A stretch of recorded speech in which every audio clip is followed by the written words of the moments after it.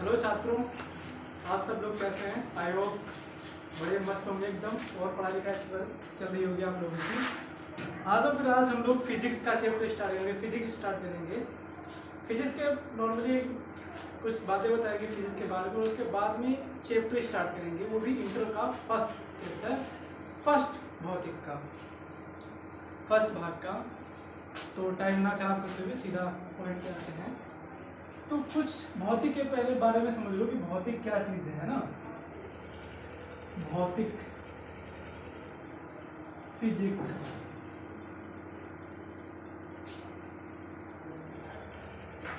है ना। भौतिक यानी कि फिजिक्स। भौतिक जो है ना वो ग्रीक भाषा के फिजिका शब्द से मिलकर के बना है।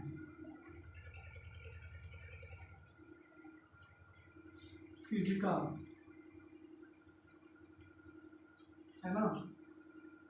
फिजिका शब्द से मिलकर बना है, जिसका हिंदी रूपांतरण यानी जिसको हिंदी में, है ना, फिजिका का मतलब क्या होता है हिंदी में? प्राकृतिक। प्राकृतिक बोल सकते हैं, प्राकृतिक भी बोल सकते हैं, यानी कि प्रकृति। कहने का मतलब प्रकृति में जो भी पदार्थ, जो भी ऑब्जेक्ट है ना, जो भी पदार्थ, यानी कि कोई भी अगर ऑब्जेक्ट है उसमें ऊर्जा, है ना, उसमें ऊर्जा यानी कि एनर्जी, और उससे भी रिलेटेड जो भी चीजें होती हैं, है ना, पदार्थों में, उन सब का अध्ययन किया जाता है भौतिक में। समझ लो नहीं? तो भौतिक यानी कि फिजिक्स जो है वो ग्रीक भाषा की फिजिका सबसे मिलकर बना है ना, फिजिक्स। और इसका फिजिका का हिंदी में इसको प्राकृतिक बोलते हैं, यानी कि प्रकृति में जो भी पदार्थ मिलेंगे, जो भी पदार्थ होते हैं, जो भी ऑब्जेक्ट वगैरह होते हैं, उन सब के अंदर जो एनर्जी या सबसे रिलेटेड जो भी उसमें परिवर्तन या ऊर्जा का परिवर्तन दुनियादार जो भी होता है, वो सब अध्ययन किया जाता है भौतिक में। बात समझ में? तो फिजिक्स का नॉर्मली एक इंट्रोडक्शन है ना।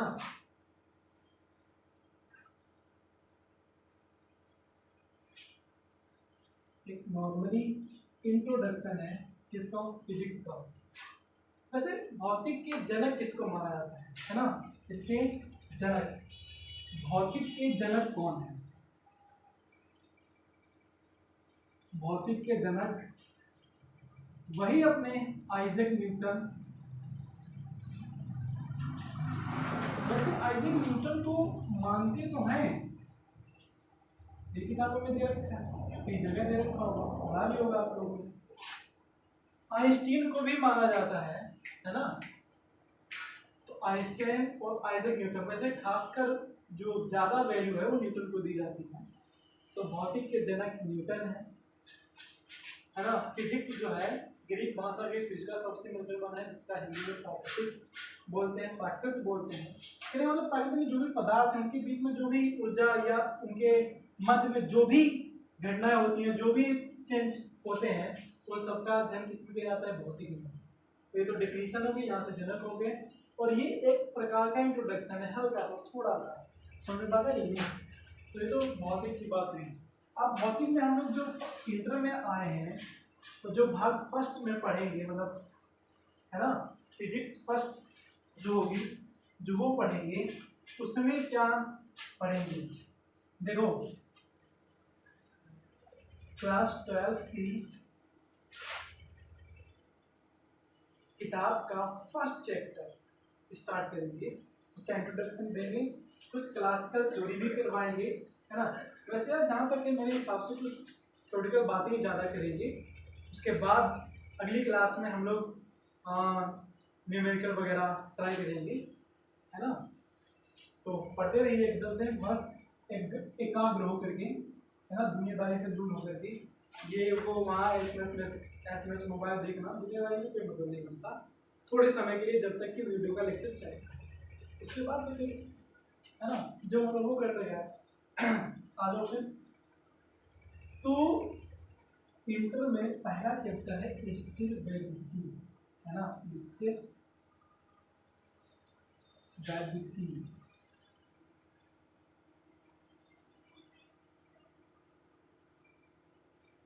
स्थिर वैद्युतिकी, इलेक्ट्रोस्टैटिक,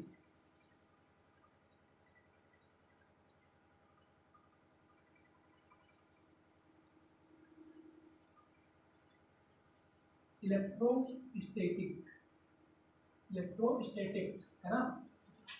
इलेक्ट्रोस्टैटिक्स यानी कि वैद्युतिकी के बारे में अब हम पढ़ेंगे। देखो विज्ञान की एक बहुत बड़ी शाखा है इलेक्ट्रोडायनेमिक्स। इलेक्ट्रोडायनेमिक्स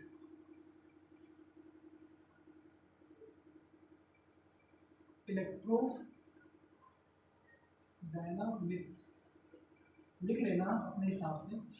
जो इलेक्ट्रोडायनामिक्स है उसमें दो चीजें आती हैं। इलेक्ट्रोडायनेमिक्स बड़ा भंडार है, मतलब भौतिकी की शाखा है इलेक्ट्रोडायनेमिक्स। उसमें जो इलेक्ट्रोडायनेमिक्स है ना उस अध्ययन किया जाता है ना, वो भी हम बताएंगे। पहले का लिख लो इलेक्ट्रोस्टैटिक, इलेक्ट्रोस्टैटिक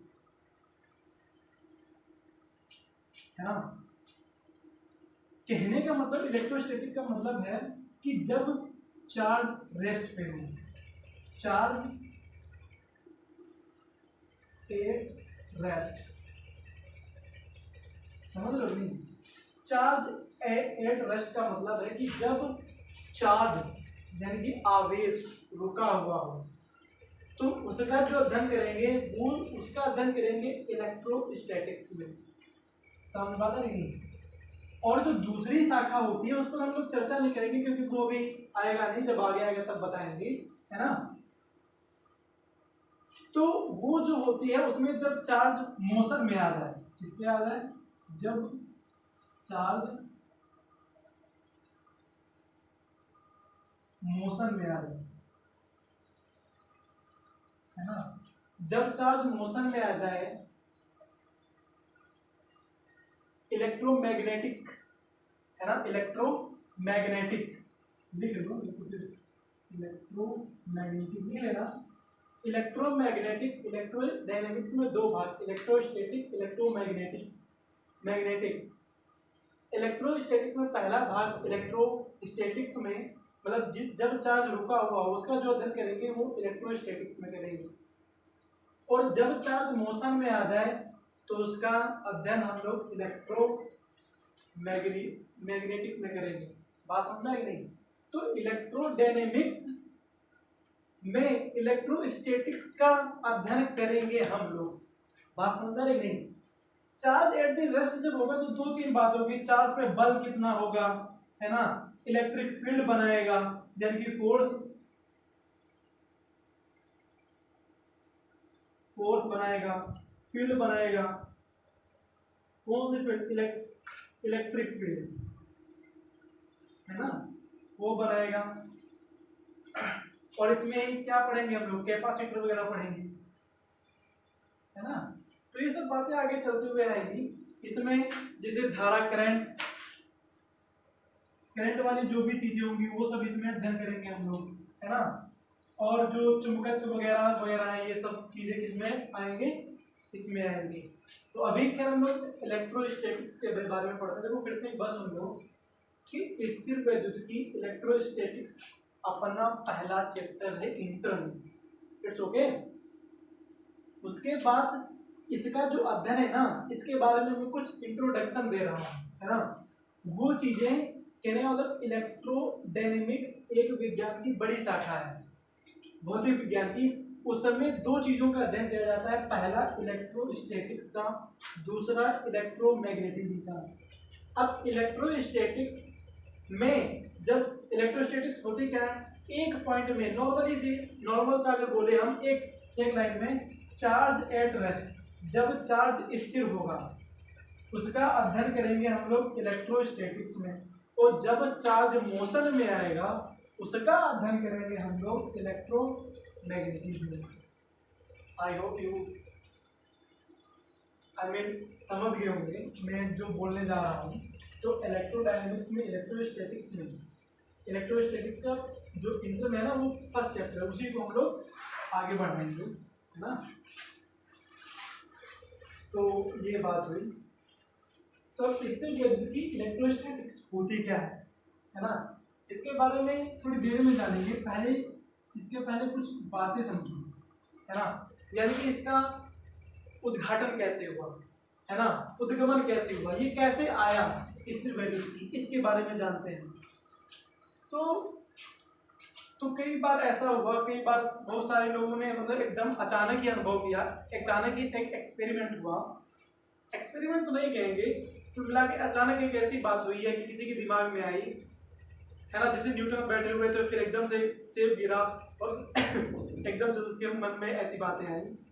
तो वही मैं बात बोलता हूँ कि ऐसे एकदम अचानक से मन में आया, जिससे कई सारे जो चीज़ें होती है ना छोटे छोटे, जैसे खास कर एक एग्जाम्पल देते हैं, जैसे पेन को बालों में, सूखे बालों में रगड़ा और फिर पेन को मतलब ऐसे डाला तो चाक के छोटे छोटे टुकड़े जो होंगे, पेपर के जो छोटे छोटे टुकड़े होंगे, कागज के जो छोटे छोटे टुकड़े होंगे बिल्कुल पन्ने के, वो उस पर क्या करने लगते हैं, चिपकने लगते हैं, अट्रैक्ट होने लगते हैं उसकी उसकी उसकी तरफ।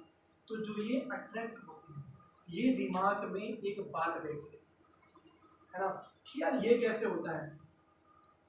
अच्छा एक और एग्जांपल देते हैं तुमको, बहुत एकदम अच्छा सा, इससे स्वेटर, स्वेटर, अरे वही यार जो तुम समझ रहे हो, कहने का मतलब है कि जो स्वेटर होता है, मतलब कि जब हम जाड़े में स्वेटर का यूज़ करते हैं, है ना, शरीर को गर्म रखने के लिए, तो वो जो स्वेटर होता है उसमें जो ऊन का जो स्वेटर बनता है, जिसे हम लोगों ने 2-3 दिन तक, जाड़े में उसमें कौन नहाता है यार, तो वो जो 2-3 दिन हम लोगों ने एक ही स्वेटर यूज़ किया, उसके बाद हम एक अंधेरे कमरे में चले गए और अपना स्वेटर उतारा, है ना।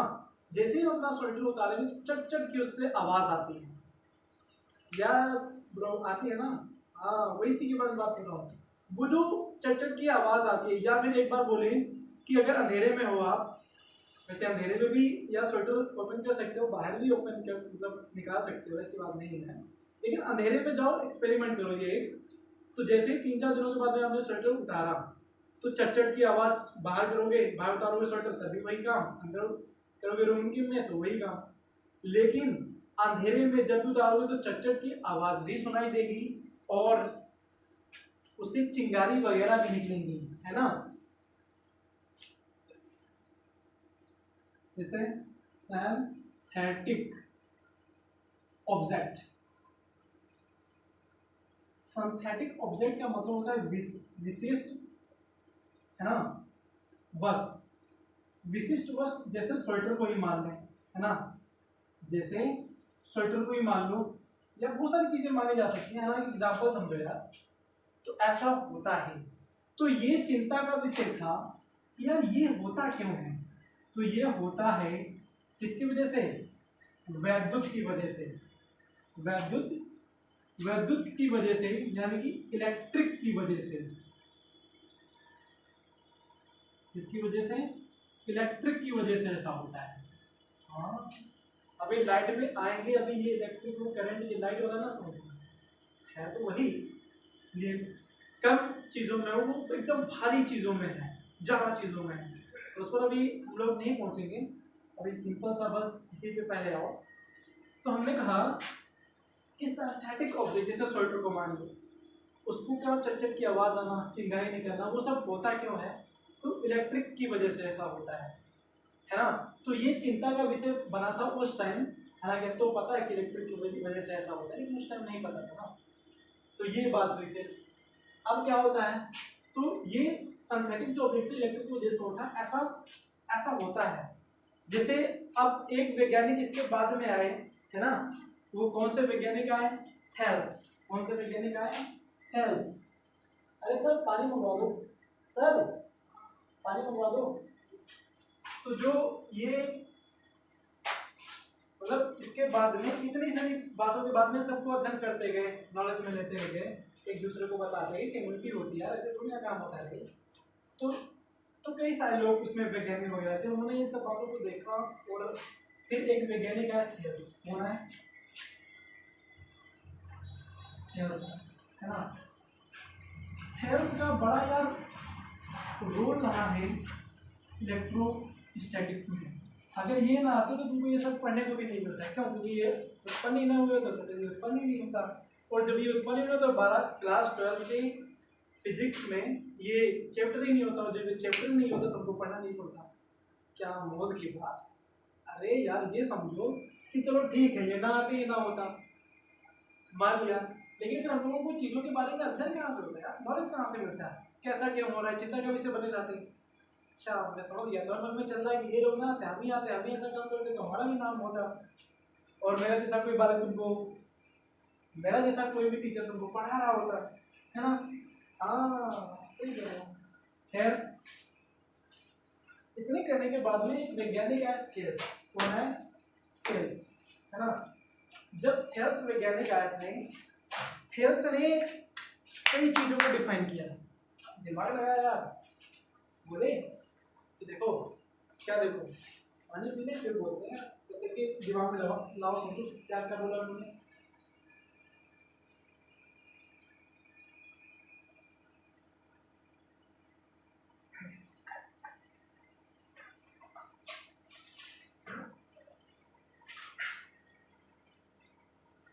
क्या करें यार, देहाती आदमी है ना, सीधी सिंपल सी बात है। तो कौन यार रुमाल दुनियादारी रखे, सीधा अपना ऐसे ही काम चला लेते हैं भाई। थेल्स, अरे यार थेल्स भाई लगभग आज से, है ना, ये यार छोटे तो थोड़ा बहुत तो इधर चलता ही रहता है। लगभग 600 ईसा पूर्व, है ना, 600 ईसा पूर्व इन्होंने देखा, क्या देखा? अंबर, अंबर से आई है परियों की रानी है, वो अंबर नहीं यार, है ना। ये एक जैसे अपने यहाँ पेड़ होते हैं, जैसे शीशम का पेड़, आम का पेड़, लाइक समथिंग, ये सारी चीजें वैसे ही ये है यार, एक अंबर, है ना। अंबर को इन्होंने रब किया, क्या किया? रब किया। रब का मतलब रगड़ना, है ना। रब किया मतलब रगड़ा। अंबर को रब किया, किसको रब किया? फिनालिन,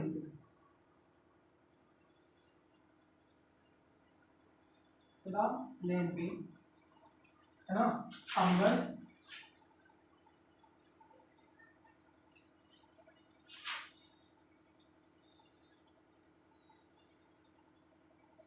फिनालिन पे, फिनालिन पे, है ना। इसको बिगाड़ते हैं क्योंकि थोड़ा वो रख के देते हैं, मतलब स्पेस बचा है आसानी से, जानते तो हो यार। इसमें जो अंबर को रब किया फरारिन, है ना। तो अंबर की जो चीज थी, जो छड़ थी, वो यार छोटे छोटे टुकड़ों को अपनी ओर अट्रैक्ट करने लगी। ये चिंता का विषय बन गया था उसके मन में। ओ भाई ये कैसे क्या हो रहा है। उन्होंने इस पर, इनकी जिंदगी थोड़ी ही थी, उनके बाद इनका खात्मा हुआ, ऐसे नहीं बोलना चाहिए लेकिन ये तो अपने साइंटिफिक लोग हैं।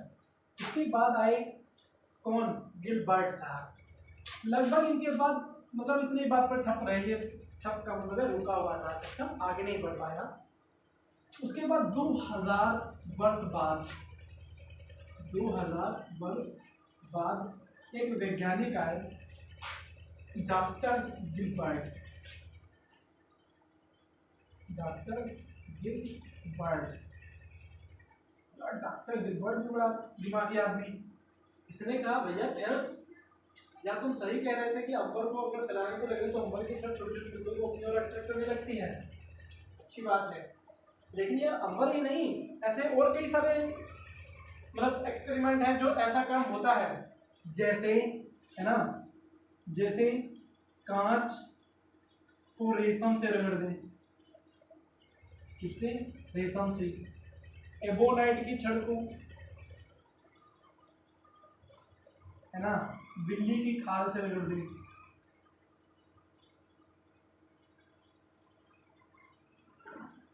बिल्ली की खाल से रगड़ दें।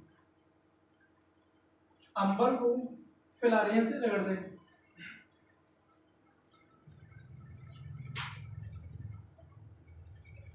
लिखा तो है यार, है ना, इसे रगड़ दे। और पेन, अपने कलम को जो तुम्हारे हाथ में है ना, अपने पेन को अपने बालों पर मारो, आई मीन सूखे बाल का, ड्राई हेयर, सूखे बालों को जब रगड़े। क्या तो इनमें भी ऐसा हो रहा था जैसा अंबर को फैलाने से रगड़ने पर होता, छोटे छोटे टुकड़ों को अपनी ओर अट्रैक्ट कर रहे थे, मतलब ऐसे बालों पर पेन किया और ऐसे फेंका जो चौक के छोटे छोटे कण हैं, और नहीं मानते हो तो हल्का तेल लगाओ, फिर थोड़ी देर बाद सूखने के बाद में पेन को ऐसे रगड़ो उस पर, और फिर पन्नी का छोटा सा भाग फाड़ो, उस पर रखो, ऐसे करो वो चिपकेगा, आकर के इस पर अट्रैक्ट होगा। ये सब इनमें भी सब ऐसा काम हो रहा था जैसा इसमें हो रहा था। गिलबर्ट ने ये सब दिमाग लगाया, तो कोई ना कोई चीज है जो ऐसा कर रही है, तो इसने दिमाग लगाया, इसने गिलबर्ट ने बोला या अंबर को ग्रीक भाषा में इलेक्ट्रॉन बोलते हैं, इसको अंबर को। देखो स्थिर वैद्युतिकी अभी एक माइंड के ऊपर रखो, इससे कोई भी मतलब नहीं। अब जो मैं बात बोल रहा हूँ ना, बस उसको समझते हुए चलो, है ना, मतलब खेल से सही समझ लो, जो मैंने पीछे बातें बोली हैं आती है तो ठीक है, नहीं आती है फिर भी ठीक है, हालांकि अपना काम यहाँ से चलेगा, है ना। तो थेल्स लगभग 600 ईसा पूर्व की पहले की बात है, अंबर को इन्होंने प्लानेन पर रब किया, आई मीन रगड़ा, तो अंबर की जो छड़ थी या अंबर का जो ऑब्जेक्ट था वो छोटी छोटी चीजों को, अपनी अराउंड वाली चीजों को अपनी ओर अट्रैक्ट करने लगा, आकर्षित करने लगा, है ना। तो ये जो है रब करने के बाद में ये क्या करने लगा, आकर्षित करने लगा, किसको, छोटे छोटे टुकड़ों को, इसको छोटे छोटे टुकड़ों को, है ना। उसके बाद 2000 वर्ष तक कोई काम ही नहीं इस बात पर हुआ। फिर गिलबर्ट भाई साहब आए, जे यानी कि आए, और इन्होंने क्या काम किया, इन्होंने देखा कि जो भाई साहब थेल्स बता गए थे वो भी सही था, और इनको भी, यानी कि कांच को रेशम पर, बोनाइट टी-शर्ट को बिल्ली की खाल पर, अंबर को फैलाने पर, पेन को सूखे बालों पर रगड़ने से, ये भी वही गुण मतलब दिखा रहे थे, यानी कि शो कर रहे थे जो अंबर कर रहा था यार। तो उन्होंने दिमाग में आया कि हाँ कुछ तो है, और इन्होंने अध्ययन किया तो देखा ऐसा क्यों होता है, इस पर इन्होंने चर्चा की और कुछ बातें बोली। बोला कि अंबर को, इसको अंबर को, है ना यार, ये अंबर से आई है, परियों की रानी, वो वाला अंबर नहीं, है ना। हाँ समझ रहे हो क्या मैं बोल चुका हूँ।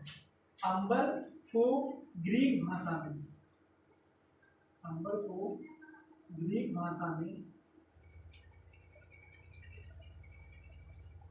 अंबर को ग्रीक भाषा में क्या बोलते हैं, इलेक्ट्रॉन, इलेक्ट्रॉन, है ना। अंबर को ग्रीक भाषा में इलेक्ट्रॉन बोलते हैं, क्या बोलते हैं, इलेक्ट्रॉन,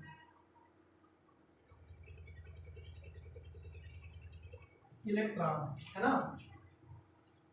तो अंबर को ग्रीक भाषा में इलेक्ट्रॉन बोलते हैं, इन्होंने कहा हाँ इतनी तो बात यहाँ सही है। फिर इन्होंने कहा कि जब अंबर को फिलानीन पर रगड़ते हैं तो अंबर, अंबर जो है ना वो वैद्युतमय हो जाता है ना, क्या हो जाता है, वैद्युतमय हो जाता है। मतलब कि जब, फिर से सुनो एक बार, फिर मैं पुनः रिपीट करता हूँ बात को अपनी। अंबर को जब फिलालीन से रगड़ा तो अंबर जो है ना वो विद्युतमय हो जाता है, विद्युतमय, विद्युतमय का मतलब इलेक्ट्रिक फील्ड हो जाता है ना, या आवेशित हो जाता है, यानी कि चार्ज हो जाता है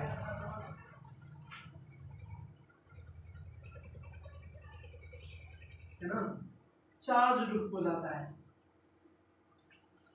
वैद्युतमय हो जाता है अंबर, या फिर आवेशित हो जाता है, मतलब चार्ज हो जाता है।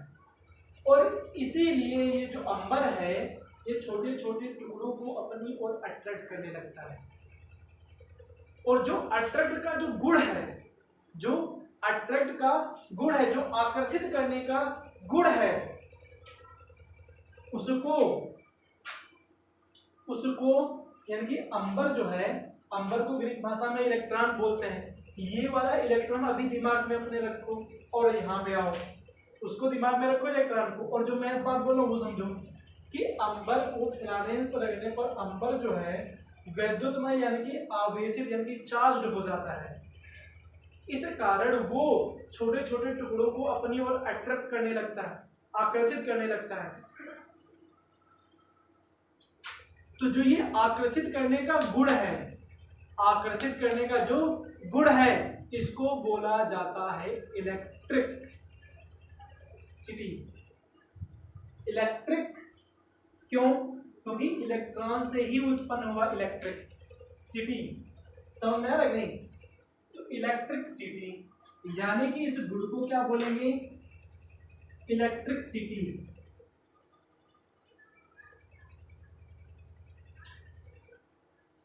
सिटी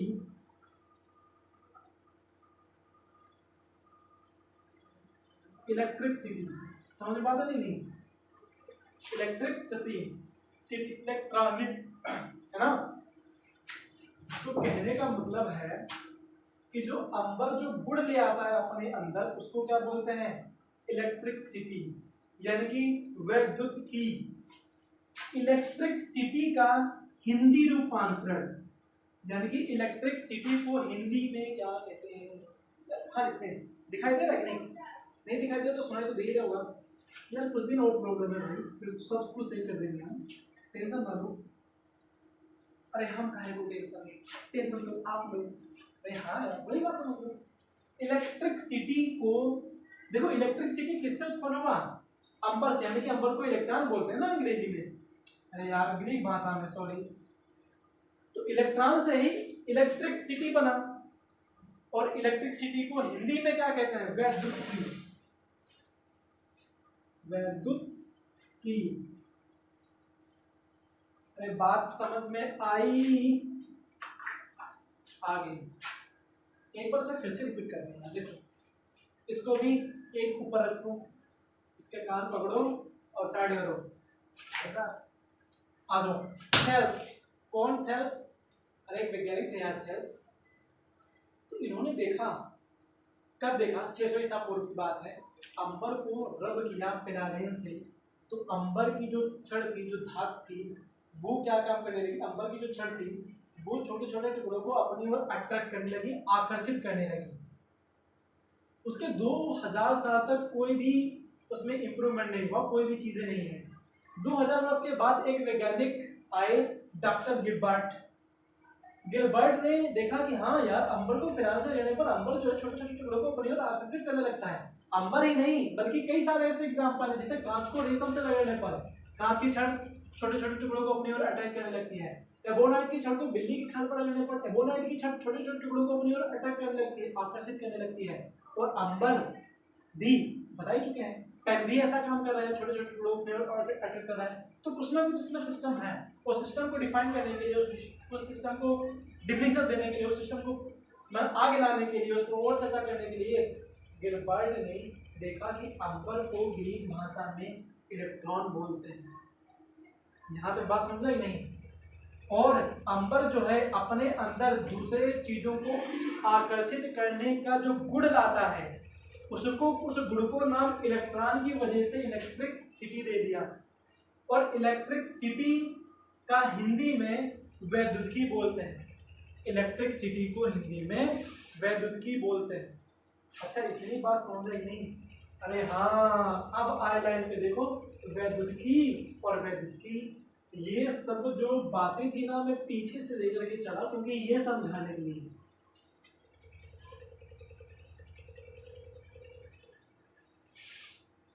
समझे? समझ जाओ। तो वैद्युतिकी समझ में आया कि नहीं?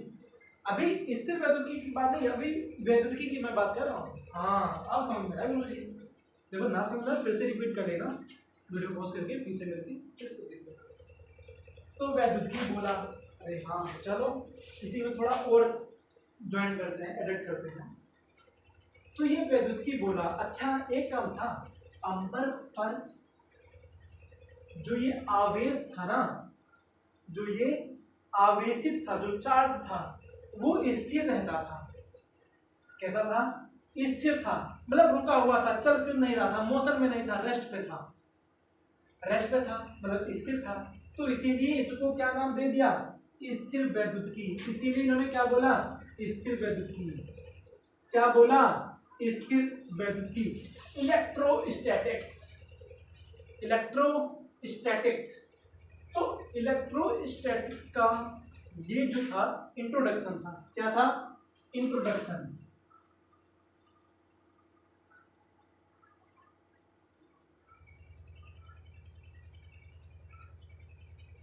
इंट्रोडक्शन था किसका? स्थिर वैद्युतिकी का, स्टैटिक्स का, इलेक्ट्रोस्टैटिक्स का। तो स्थिर वैद्युतिकी कैसे नाम पड़ा वैद्युतिकी से? तो जो अंबर पर जो ये आवेश था वो स्थिर था, इसीलिए उन्होंने इसको स्थिर वैद्युतिकी बोल दिया।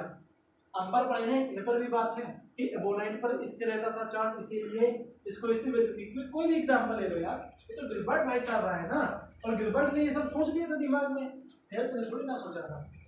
समझ में बात है कि नहीं? हाँ। तो इस प्रकार से स्थिर वैद्युतिकी का उद्घाटन हो गया। क्या हो गया? उद्घाटन हो गया। कैसे की बात है। अब बात आते हैं स्थिर वैद्युतिकी जो है ना, डेफिनेशन क्या होगी? स्थिर वैद्युतिकी की डेफिनेशन ये सब करें यार, ना करो इसी में किच करके पढ़ाते रहो है। तो लड़के तो कोई दिक्कत नहीं होगी, लेकिन लड़कियों को प्रॉब्लम होगी, क्योंकि लड़कियां ना ज्यादा साफ सुथरी रहती हैं। मतलब रहती हो ना रहती, लेकिन दिखाती जरूर है कि हम हाँ ऐसे ऐसे हैं। लड़के क्या, लड़के जो है ना खाना पीना जैसे बनाते हैं, जैसे बाहर जो लड़के पढ़ने जाते हैं पढ़ते हैं वो लोग खाना पीना बनाते हैं, सबके पास इतना बजट नहीं होता है यार, सब थोड़ी ना अमीर इंसान है। तो खाना बनाया और जैसे थाली वाली जिसमें आटा गूंथते हैं वो सब 3-4 दिन के बाद धोना होता है। 3-4 दिन दर उसी में खाना बन रहा है और लपेटे में लग रहे हैं। क्या करें भैया, लड़के हैं, करना पड़ता है यार, है ना। तो स्थिर वैद्युतिकी का मतलब इलेक्ट्रोस्टैटिक्स के विषय में हमने जाना। इसकी डिफिनीशन की बात करते हैं यार, किसकी बात करते हैं? डिफिनीशन। डिफिनीशन को ना बताओ, बहुत आसान से समझ जाओगे यार। डिफिनीशन आई मीन परिभाषा।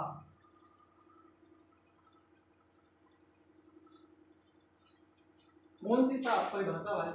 डिफिनीशन किसकी? स्थिर वैद्युतिकी की। तो भौतिक किसकी यार? भौतिक। भैया स्थिर वैद्युतिकी के बारे में जान लो, नहीं तो फिर गाना गाओगे तुम्हारी याद सताती है, समझ रहे हो नहीं? जब जब पेपर में इसको देखोगे फिर गाना याद आ गया, तुम्हारी याद सताती है, इसलिए कहना है कि समझ लो यार, वहां पे ये गाना गाना पड़ेगा। तो भौतिक विज्ञान की वह शाखा है ना, भौतिक विज्ञान की वह शाखा जिसमें, या ऐसा कह लो स्थिर वैद्युतिकी भौतिक विज्ञान की वह शाखा है जिसमें स्थिर चार्ज या स्थिर आवेश का अध्ययन किया जाता है।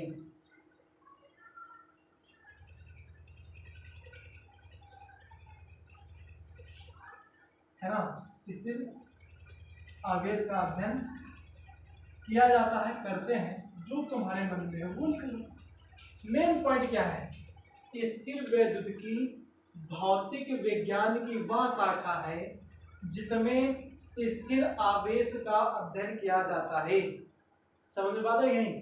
तो स्थिर वैद्युतिकी की डिफिनेशन होगी, खास मेन बात पकड़ो भैया, स्थिर आवेश charge at the rest, charge at rest, है ना? खास मेन बात चार्ज एट द रेस्ट, मतलब इसका जिसमें भी स्टडी करेंगे, जिसमें भी अध्ययन करेंगे, सीधा वो भौतिक विज्ञान में, किसमें आएगा, वैद्युतिकी में आएगा। एक बार फिर से सुनो, भौतिक स्थिर वैद्युतिकी की परिभाषा, स्थिर वैद्युतिकी यानी कि इलेक्ट्रोस्टैटिक्स भौतिक विज्ञान की वह शाखा है जिसमें स्थिर आवेश का अध्ययन किया जाता है। बात समझा कि नहीं? ओके, तो फिर इसे रफ करें डिफिनेशन को, लिख लेना यार, मैंने लिखा नहीं है, लिख लेना। स्थिर वैद्युतिकी की डिफिनेशन पूछी जाती है पेपर में, है ना? पूछी जाती है पेपर में, तो यहाँ तक बात समझ में नहीं। अब बात आती है आवेश के प्रकार, टाइप्स ऑफ चार्ज।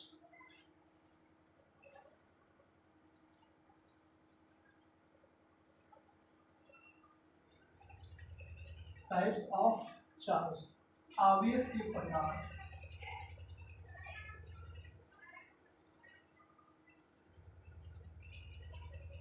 आवेश के प्रकार।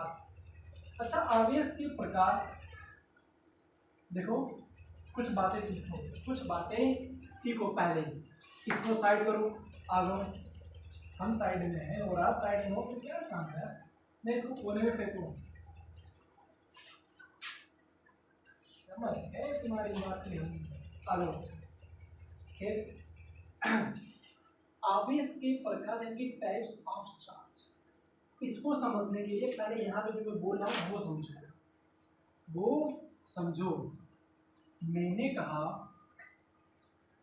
मैंने क्या कहा? मैंने कहा हाँ, बिल्ली की खाल से रबड़ी, या रब लिख लो, रबड़ी यानी कि रब की बड़ी एबोनाइट की छड़,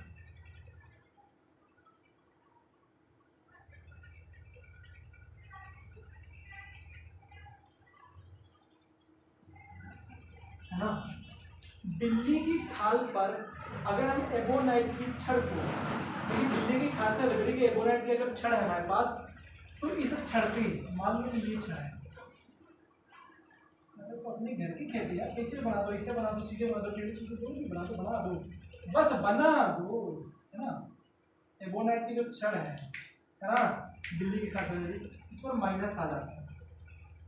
अच्छा, ये चीज कहाँ से आई, कैसे आई, ये सब बता देंगे कि ये यार माइनस कहाँ लिख रहे हो, कहाँ लिख रहे हो, कहाँ लिख रहे हो, इसको हटाओ, इसको हम नहीं जानते, नहीं जानो, अरे बताएंगे तुमको इसे माइनस कैसे आ गया, है ना? ये माइनस कैसे आ गया, इसके सब कुछ बताएंगे। पहले समझो, बस इतना समझो कि फिर बिल्ली की खाल से रेडी अगर हमारे पास एबोनाइट की छड़ है ना, तो उस पर माइनस पहले से ही आ गया, चार्ज, इसी को तो बोलेंगे चार्ज। अरे यही तो यार हम लोग अभी फाइंड करेंगे भैया, ये चीज बताने के बाद में यही चीज तो फाइंड करेंगे, आवेश ही फाइंड करेंगे यार, समझो। तो बिल्ली खाल से रेडी को धार पर एबोनाइट की छड़ ऐसी हो जाती है। दूसरी समझो, रेशम, रेशम क्या रूमाल गले में, रेशम की, रेशम से रगड़ी गई कांच की छड़,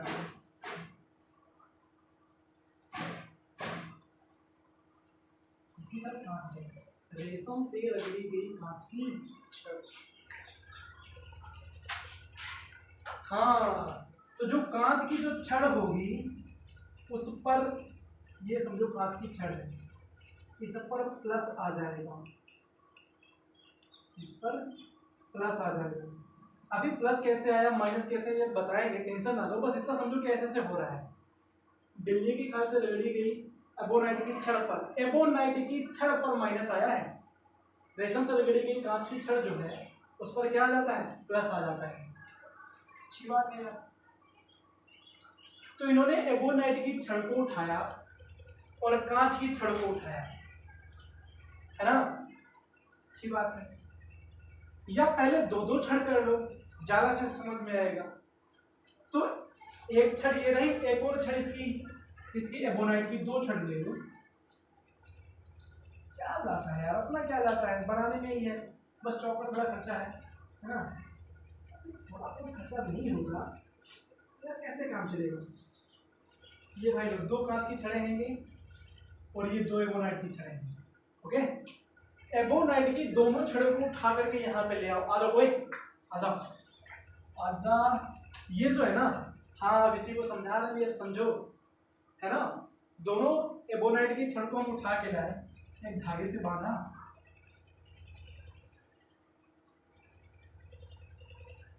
यहीं टिके रहो, यहीं रुको, तुम्हें कहीं नहीं जाना,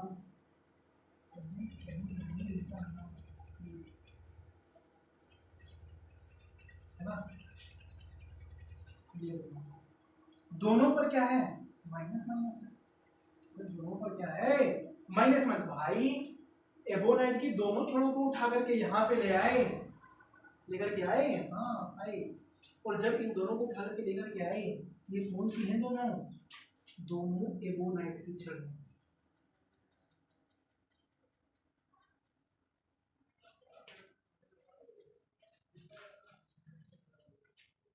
समझ में आता ही नहीं।